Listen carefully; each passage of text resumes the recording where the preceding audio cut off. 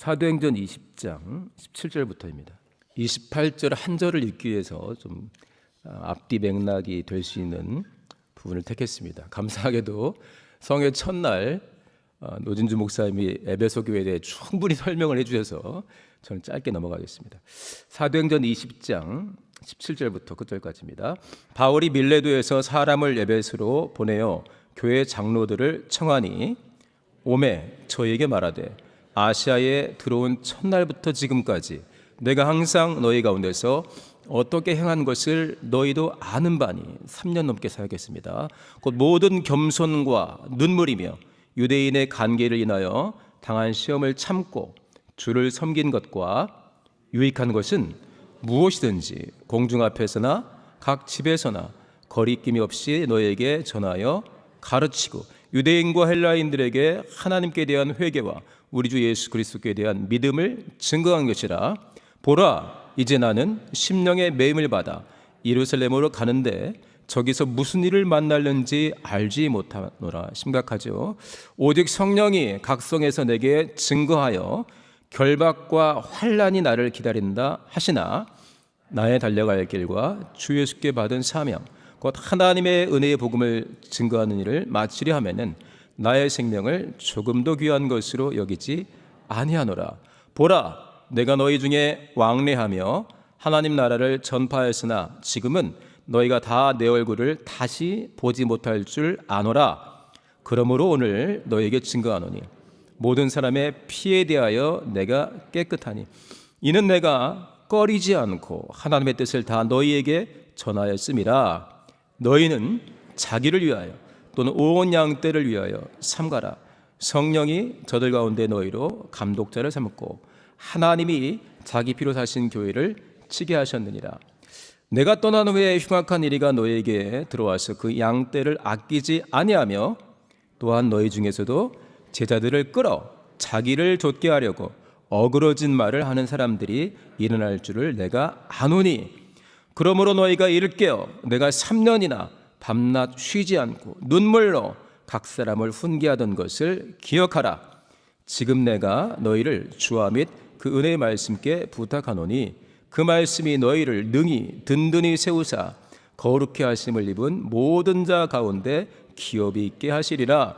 내가 아무의 은이나 금이나 의복을 탐하지 아니하였고 너희 아는 바에 이 손으로 나와 내 동행들의 쓰는 것을 당하여 범사에 너희에게 모범을 보였노니 곧 이같이 수고하여 약한 사람들을 돕고 또 주 예수의 친히 말씀하신 바 주는 것이 받는 것보다 복이 있다 하심을 기억하여야 할지니라.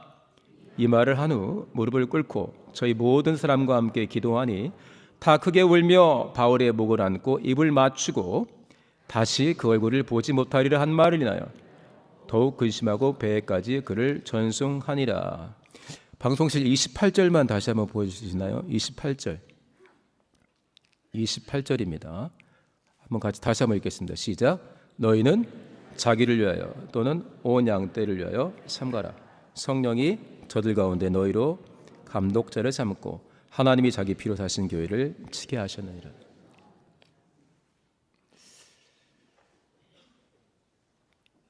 평안이십니까? 임마누엘 성회를 통해서 은혜를 많이 받으셨습니까? 그 정도 진한 은혜를 받았으면 한 달 정도는 모든 예배를 안 해도 될 것 같은데 우리 하나님은 보고 또 보고 보고 또 보고 아예 내 안에 들어와 살라고 말씀하신 분이라 참 우리는 정신 못 차리면 지난 수목금에 받았던 말씀을 벌써 까먹어버릴 수도 있습니다. 잘 살피시고 임마누엘 성회가 매년 2번 정도 있었는데요. 금년은 딱 1번 했습니다.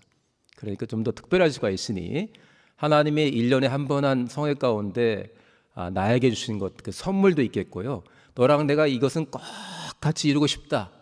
아니면 들을 만한 영혼에게는 혼도 내주실 수 있습니다. 너 좀 정신을 안 차릴래?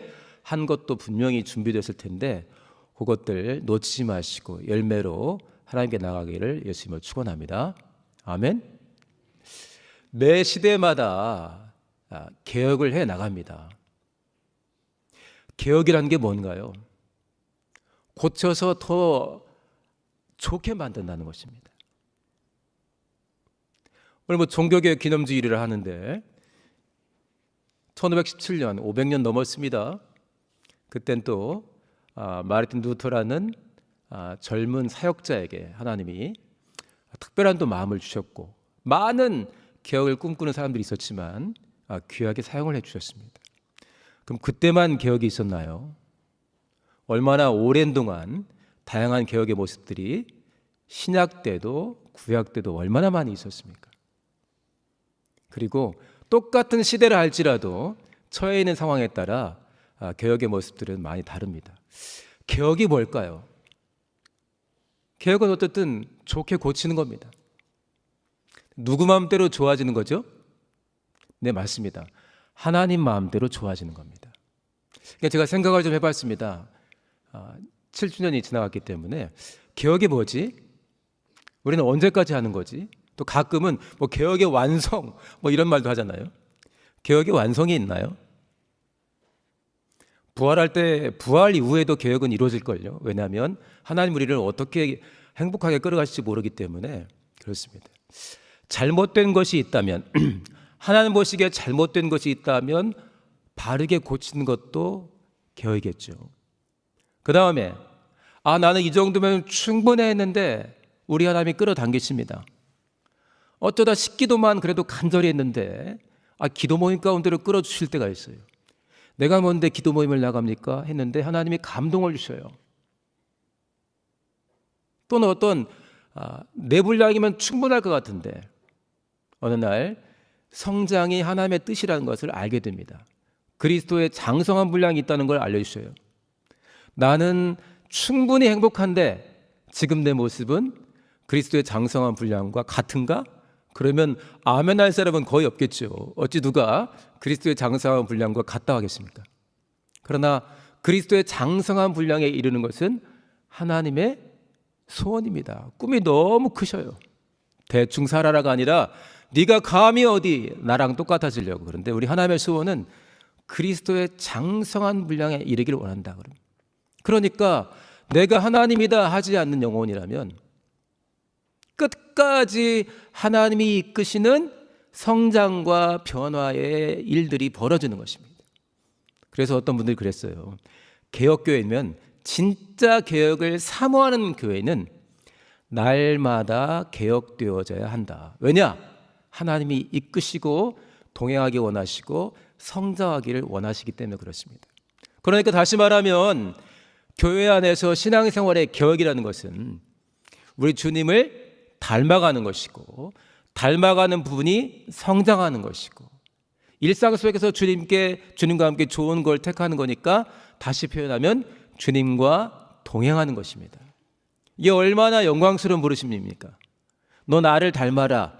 나랑 같이 가자. 어디 가세요? 넌 몰라도 돼. 같이 가고 싶어요. 이게 어디라고? 네가 모르는 특별한 일들이 있어. 네 일이나 해. 하지 않고 우리는 우리 일과 주의 일을 구분해 가지고 나는 그냥 내 일 좀 하다가 편하게 살다 가고 싶은데 우리 주님은 그렇지 않으세요. 그게 힘든 걸 뻔히 아시면서 말씀해 주십니다. 이 길이 너무나 영광스러운 길이고 너에게 좋은 길이고 생명의 부활로 이어지는 길인데 그러려면 너도 십자가를 져야 된다. 이렇게 또 알려주시거든요. 네 마음대로 살지 않고 나는 하나님 마음대로 살고 싶습니다. 너를 부인할 수 있어야 된다. 이렇게 우리 주님은 알려주십니다. 그러니까 동행원의 초대든 나를 닮아서 더 성장하라는 주님의 요구든 간에 이게 얼마나 영광스러운 초대입니까? 제가 제목을 감사, 개혁회를 부르심이 너무 영광스럽기 때문에 감사하고 둘째는 마찬가지입니다. 너무너무 영광스러운 길이기 때문에 끝은 생명의 부활이기 때문에 순종으로 가는 개혁 그랬습니다. 할렐루야. 우리 성도님들의 개혁도 감사와 순종의 개혁이십니까? 우리 성락교회에서 진행되는 개혁은 조금 특별한 부분이 있습니다. 각각의 교회마다 매년 특별하게 진행하는 개혁의 방향들이 있는데 2017년 이후로 우리 성락교회 안에서는 교개업이라는 어떤 우리 지금 모임이죠. 공동체를 통해서 성락교회가 어떤 교회가 되어가야 되는지에 대한 모습들을 애써서 진행해 가고 있습니다. 끝이 난 건 따로 없겠죠. 우리가 그리스도의 장성한 분량에 이르기까지, 그리고 날마다 주와 동행하되 성락교회 안에서 하나님이 우리를 부르신 특별한 인도하심을 따라가는 것입니다. 그러니까 오늘 성공할 때 우리 교회가 개혁되는 것이고, 또 오늘 성공할 때 내일도 우리가 개혁적인 삶을 살 수가 있는 것입니다. 이곳에 모여서 우리가 지금 이대로의 모습은 성락교회가 온전한 모습이 아니고 성경에서 너무나 멀어져 있습니다 라고 외치면서 우리가 첫 번째로 그와 같은 마음을 가지고 모였던 때가 언제인지 기억하십니까? 17년 4월 며칠이죠? 17일입니다. 16일입니다. 부활주일이었습니다. 2017년의 부활주일. 그리고 한 주 뒤에는 오후에만이 아니라 이곳에서 우리의 주일 예배를 하자 하면서 모였습니다. 자, 우리 그 사진 몇 장을 한번 보겠습니다. 우리 교계 홈페이지 가면은 다 공개되어 있는 사진입니다. 그렇게 23일 날 우리가 첫 번째 주일 예배를 하니까 이것을 격려해 주지 못하고 굉장히 마음으로 어려워하는 집단들이 있었습니다. 그래서 일단 불을 껐습니다. 불을 끄면 예배를 못 하겠지 했죠. 그때 우리는 진정한 예배에는 전기가 필요 없다. 물론 급히 발전기도 돌렸지만 저렇게 5월 7일 날 카타콤 예배를 드렸습니다. 그 다음 사진 볼까요? 깜깜한 데서 저렇게 예배하고 있습니다. 그 다음 사진, 지금 맨 앞에 있는 장로님 머리가 하얗신데 스마트폰을 켰습니다. 젊은 청년 부부도 마찬가지로 스마트폰을 켜고 보고 있습니다. 자, 그 다음 보세요. 이렇게 예배를 우리가 드려가고 있을 때 중간에 나의 명령을 따르지 않는 사람들에 대해서는 사역자로 인정할 수 없다 해서 전 교역자들, 교겹과 같이 하는 교역자들을 파면했습니다. 그때 우리는 다짐했습니다. 파면의 정당성을 따라서 그런 중요한 결정은 누구 몇 사람이 박수쳐서 지내는 것이 아니라 성도 한 사람 한 사람의 의견이 매우 중요하다. 교회 머리는 오직 예수님이시지만 우리 지체들 한 사람 한 사람이 깨어서 교회에서 진행되는 굵직한 일들을 놓고 기도하고 마음을 모아야 된다. 그래서 우리가 이 교계업 사람들이 총회를 하기로 마음먹었죠. 그러니까 그 총회가 얼마나 눈에 가시처럼 보이겠어요. 그날 저렇게 완전히 막아놨다가 청소한 장면입니다. 그 다음 사진 볼까요? 네, 막아놨던 그 교회 문들을 뚫고 들어오는 장면입니다. 교회를 파괴하는 장면입니까? 아니면 우리의 정당한 예배할 권리를 지켜나가는 장면입니까? 어떤 거죠? 그렇죠. 그 다음 사진 보겠습니다. 우리가 잊지 못하는 것이죠. 약 20cm의 철문입니다. 저 정도면 못 들어가는 거 아니겠습니까? 저걸 또 어떻게 뚫었는지. 할렐루야. 그 다음 한번 볼까요? 전날은 전체로 모여서 우리가 투표한 날이었습니다. 자, 그 다음 보십시오. 저렇게 투표가 진행되고 있습니다. 우리 개혁 공동체에서 굉장히 중요한 사진 그대로 놔두시고요. 그 중에 하나가 회중이 얼마나 깨어 있어야 되는가를 우리가 꽤 오랫동안 강조를 해왔습니다. 성직주의 어느 교회보다 보수적으로 기울어졌던 우리 교회, 성직자와 일반 성도님들을 확실히 구분해가지고 모든 중요한 것들은 성직자, 그것도 맨 위에 있는 몇 사람이 정하는 거였죠. 그러나 교회는 그렇게 수직적인 위계관계가 있는 것이 아니라 모두가 한 몸이고 한 가족이고 지체의 각 부분이라는 것들을 우리가 회중주의라는 이름으로 많이 나눴습니다. 그리고 중요한 일들은 모두가 기도하고 깨어서 마음을 모으는 게 중요하다, 이렇게 총회를 했죠.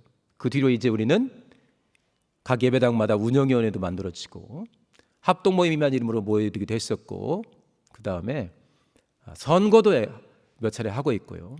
지금 또 자문회의도 있습니다. 그 다음에 각 예배당이나 기관의 대표들이 모여서 교회 대소사를 마지막으로 점검하는 집행위원회도 있습니다. 자, 다음 사진 한번 볼까요? 저게 그날 뚫고 들어와서 일부 예배를 드리는 장면입니다. 예배를 온전히 드리기 위해서 지금 많은 성도님들이 강단에 올라와서 설교자를 지키고 있죠. 자, 그 다음 보겠습니다. 1주년이 됐습니다. 2018년에 5월입니다. 1주년 예배 때 4월이죠. 1주년 예배 때 카타콤의 정신을 우리가 하면서 다시 한번 예배를 하고 있습니다. 그 다음 볼까요? 네, 저렇게 그때는 우리가 인위적으로 불을 껐습니다. 우리 마음을 새롭게 하기 위해서. 그 다음 마찬가지입니다. 자, 그 다음 볼까요? 자, 이거는 같이 한번 읽어보겠습니다. 시작. 나로부터 시작되는 것을 기억하게. 우리 금요기도 때 공적인 기도 제목입니다. 다시 한번 보여주세요. 그 전 단계 다시 한번 보여주실래요? 다시 한번 시작. 진정한 교회 개혁과 부흥은 나로부터 시작된다는 것을 기억하게 하옵소서. 그 다음 페이지 또 크게 한번 읽어봅시다. 시작.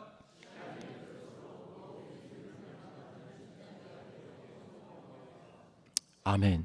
됐습니다. 매해마다 그때마다 조금씩 다르게 우리는 어떻게 예수님을 닮아가야 될까? 법적인 싸움도 동시에 진행하되 그러나 우리 자신을 어떻게 돌아봐야 되느냐? 교역자는 어떤 모습을 가져야 되고 직분자는 어떤 모습을 가져야 되는가? 우리는 어떻게 예배를 해야 되는가? 어떻게 우리는 또 주의 일들을 감당할 것인가? 다양한 모습으로 살펴왔습니다. 아까 광고 시간에도 잠깐 말씀을 드렸지만 2023년 금년 3, 4분기 10월, 11월, 12월부터 시작해서 쭉 이제 우리가 회복해야 될 여러 가지 돌아봐야 될 부분들이 있는데 감사, 그리고 감사를 표하는 물질, 헌금 신앙, 그리고 직분을 우리가 어떤 자세로 받아들일 것인가, 어떤 마음을 가지고 이것들을 택할 것인가, 어떻게 이 직분을 위해서 권면하고 또 나에게 다가오는 직분을 정말 전심으로 사모하며 내가 이 직분을 감당하기 합당한가를 기도하면서 받아서 순종하고 이뤄낼 것인가, 이 부분들을 차분하게 우리가 살펴보고자 합니다. 우리 성도님들, 감사와 헌금, 이 직분이라는 어떤 주제에 있어서 평안하신가요? 지나치게 자유하신가요? 아니면 평안하신가요? 정말 억울한 게 남한테 속는 거죠. 제가 이제 지난주에 뉴스 기사를 봤더니 누구 말이 맞는 거야. 결혼한다는 사람이 누구에게 속았다는데 도대체 누가 누구를 속인 건지 헷갈릴 정도로. 그럼 왜 이렇게 속인 거야? 이렇게 깜빡 속은 사람은 얼마나 또 억울할까? 이런 생각들을 좀 해봤습니다. 사도행전 20장 28절. 우리가 이 말씀을 얼마나 오랜 동안 성직자, 특히 그 중에서 교회의 전체 책임자를 최선을 다해서 섬겨야 되는 말씀으로 왜곡해서 받았습니까?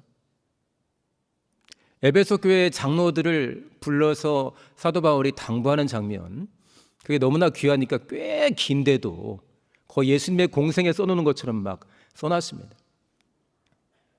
당연히 교회 리더들에게 하나님이 자기 피로 사신 교회를 치게 했으니 정신 바짝 차려라. 나 죽을지 모른다고 너네 우는데 내가 3년을 얼마나 애써 사역했냐. 내가 하란 대라. 그럼에도 너희 중에는 니들 마음대로 성도들 끌고 이렇게 움직이고 저렇게 움직이기도 할 것이다. 너무 감동되어서 끌어안고 입을 맞추고 헤어지죠. 그러니까 앞뒤 맥락을 아무리 여러 번 봐도 정신을 바짝 차리고 리더로서의 직분을 감당하라. 장로로 되니까 지금으로 따지면은 장로님일 수도 있고 각 예배당의 담임 목사일 수가 있습니다. 사도행전 17장 11절을 우리는 예배할 때마다 암송했습니다. 그것 때문에 우리는 많은 신앙생활에 복을 얻었습니다. 그러나 그게 우리의 눈을 가두기도 했어요. 저렇게 우리는 성경을 상고하는 교인이 리더가 하는 말을 그대로 아멘해서 따르면, 저분이 충분히 상고했으니까 그대로 따르면 된다는 식으로 우리가 말씀을 받기도 했습니다. 열심을 내어서 하나님께 나오는 하나님의 사람들이, 우리가 목금 수 들었죠? 예수 그리스도의 은혜는 하나님 보시기에 정말 미친 짓이다 했는데, 하나님이 그렇게 목숨을 걸고 살려내신 영혼들이 성경을 읽고 예배한다고 나와서 맹종하게 되고 마음대로 성경을 해석하는 것에 따라가는 모습을 보고, 그것을 주의 종 앞에서 겸손한 것이다, 순종하는 것이다. 그래서 강단에서 전해지는 말씀에 대해서 다양한 의문과 비판들을 할 때 교만함에 대해서, 불순종에 대해서 가르치면서 우리가 많이 힘들기도 했는데, 우리 하나님이 얼마나 그때 답답하셨을까요? 저는 2017년 이후로 가장 감사한 것 중에 하나가, 물론 책임을 내가 져야 됩니다. 전심으로 기도한 뒤에 성경을 상고해서 참 자유함 가운데 하나님의 말씀 속에서 내가 하나님을 만나는 것입니다. 이게 신앙의 자유고 성서 해석의 자유가 아니겠습니까? 할렐루야. 우리가 그렇게 오랜 동안 우리 교회에서 특별하게 가르쳤던 그 가르침 중에 첫 번째, 두 번째, 세 번째 중에 하나가 뭐였습니까?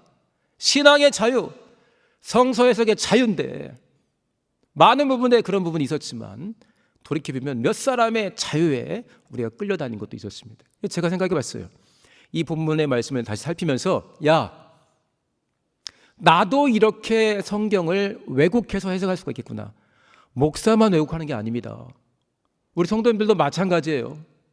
정신 차리고 기도하고 살펴보지 않으면 그냥 내 마음대로 해석할 수가 있어요. 내 마음대로 해석해도 하나님은 선을 이루실 수가 있습니다. 그러나 그건 계속해서 그렇게 내 마음대로 살라는 건 아니겠죠. 신앙생활의 자유, 성서 해석의 자유에는 책임이 따릅니다.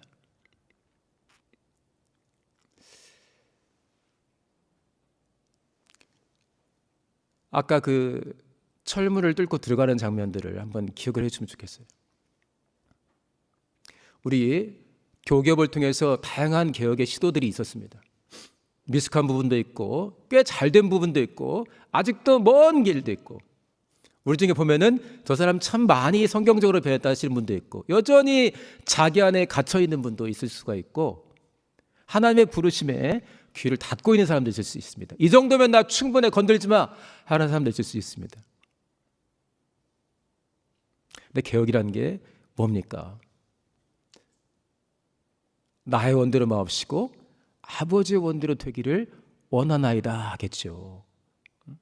자, 그 전에 우리 고린도전서 13장 말씀 한번 잠깐 보겠습니다. 3장 말씀 한번 잠깐 보겠습니다. 자, 저기 한번 읽어볼까요? 3장 18절 시작. 너희 중에 누구든지 이 세상에서 지혜인 줄로 생각하거든 미련한 자가 되어라. 그리하여 됐습니다. 누구든지 자기를 속이지 말래요. 남에게 속는 것 있을 수 있습니다. 교묘하게 말하면 대부분 속습니다. 특히 그리스도인들을 녹이는 사기꾼들이 꽤 많습니다. 긍휼이 풍성하고 일단은 믿으니까. 자기를 속이지 말라. 나 자신을 속이지 말라는 거예요. 우리 성도님들 그때그때마다 우리 교계에서 또는 우리 각각의 예배당에서 중요한 포인트로 잡고 있는 개혁의 초점들이 있습니다. 이미 더할 나위 없이 잘하시는 분들도 있겠지만 3, 4분기에 이 부분이라면 나를 좀 돌아봐야겠다 생각하시고 자기를 속이지 마시고요. 하나님께 진지하게 나아가되 철저히 기도하면서 한번 자기를 보시기 바랍니다. 내 안에서 하나님이 왕이 되시지 않으면 적당히 나를 속일 수가 있습니다.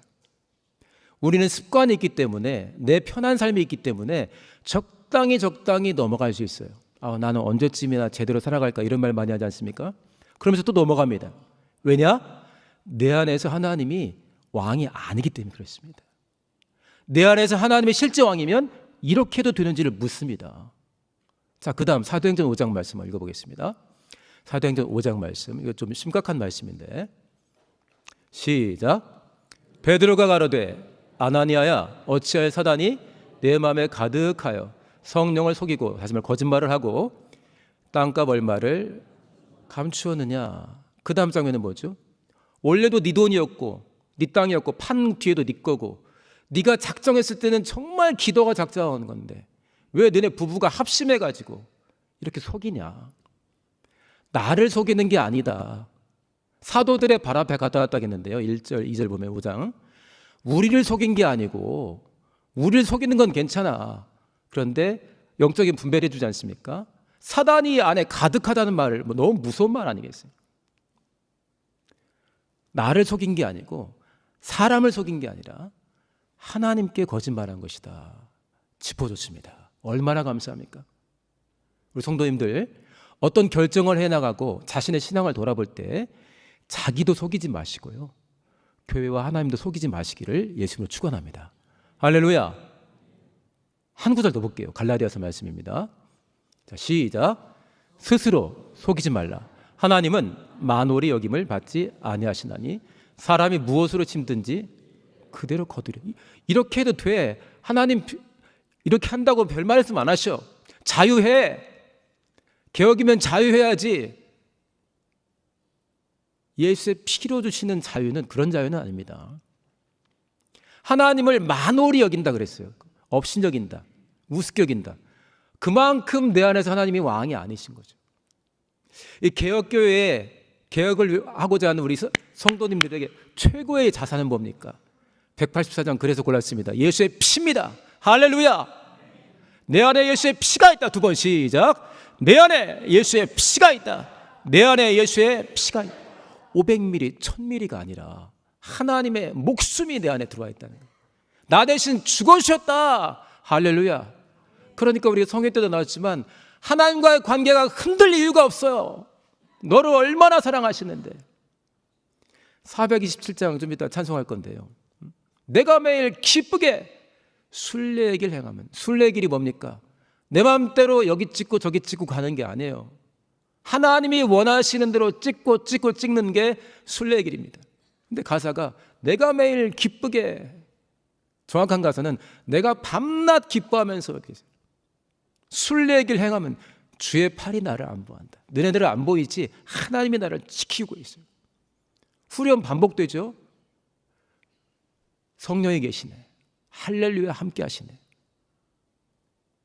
무슨 길을 가면서 밤낮 기뻐하는 거죠? 좁은 길입니다. 좁은 길을 가면서 밤낮 기뻐하는 것, 주의 영이 함께 하시네. 개혁을 하고자 하는 사람들에게 최고의 자산 두 가지, 예수의 피, 둘째는 성령의 인도하심, 또 하나 기록된 말씀입니다. 내가 매일 기쁘게 순례길 행하면, 좁은 길을 걸으며 밤낮 기뻐하는 것. 좁은 길이 뭡니까? 순례길이 뭡니까? 나의 원대로 마옵시고 아버지의 원대로 되기를 원하나이다. 할렐루야. 이 너무나 우리에게 귀한 부르심인데 개혁이 값싼 길은 아닙니다. 여기에 뭐 있다고? 개혁은 아닙니다.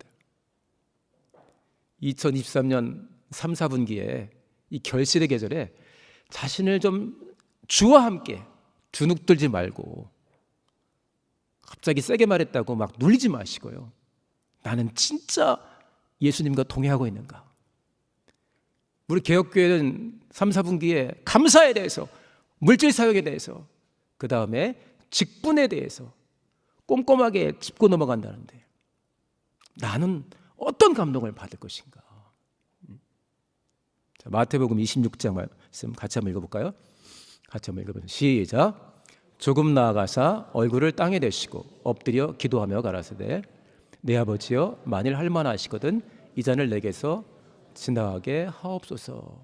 그러나 나의 원대로 마옵시고 아버지의 원대로 하옵소서. 저게 개혁의 모범입니다. 나의 원대로 마옵시고 아버지의 원대로. 이게 순례의 길이고 이게 좁은 길입니다.